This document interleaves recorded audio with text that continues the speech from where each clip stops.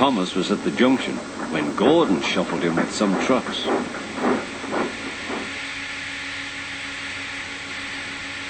"Phew," remarked Thomas. "What a funny smell." "Can you smell a smell?" "I can't smell a smell," said Annie. "A funny, musty sort of smell," said Thomas. "No one noticed it till you did," grunted Gordon. "It must be yours." Not long ago he had fallen into a dirty ditch. Thomas enjoyed teasing him about it. "Annie, Clarabelle, do you know what I think it is? It's ditch water." Before Gordon could answer, Thomas puffed away. Annie and Clarabelle could hardly believe their ears. "He's dreadfully rude. I feel quite ashamed. I feel quite ashamed. He's dreadfully rude." And to Thomas they said, "You mustn't be rude. You make us ashamed." But Thomas didn't care a bit.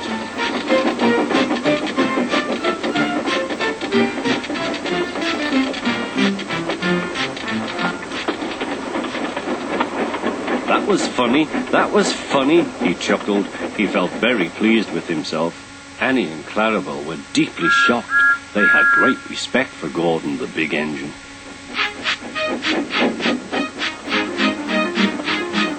Thomas left the coaches at the station and went off to a mine for some trucks. Long ago, miners digging for lead had made tunnels under the ground. Their roofs are strong enough to hold up trucks, but not the weight of engines. A large notice warns them not to enter the area. "Danger! Engines must not pass this board."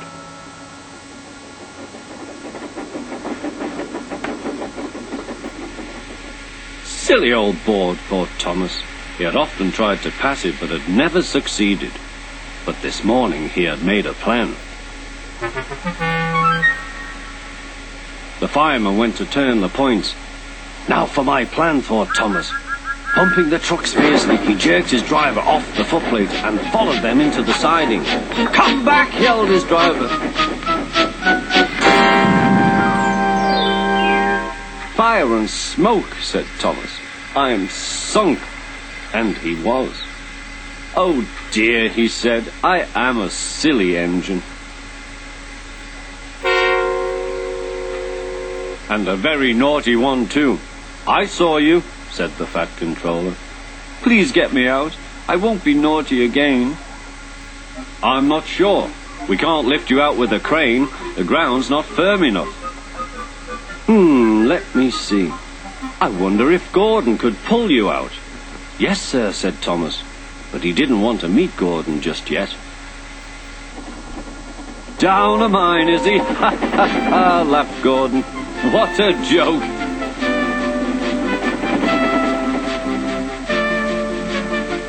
"Poop, poop, little Thomas. We'll have you out in a couple of puffs."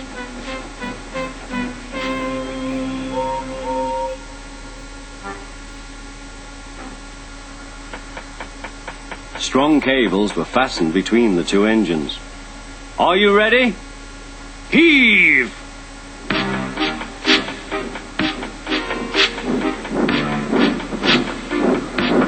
It was a lot harder than they all thought, but at last Thomas was free. "I'm sorry I was cheeky," said Thomas. "That's all right, Thomas. You made me laugh," replied Gordon. "I'm in disgrace." "So am I," said Thomas. "Why, so you are, Thomas. Shall we form an alliance? You help me, and I'll help you." "Right you are," agreed Thomas. "Good, that's settled," rumbled Gordon. And buffer to buffer, the Allies puffed home.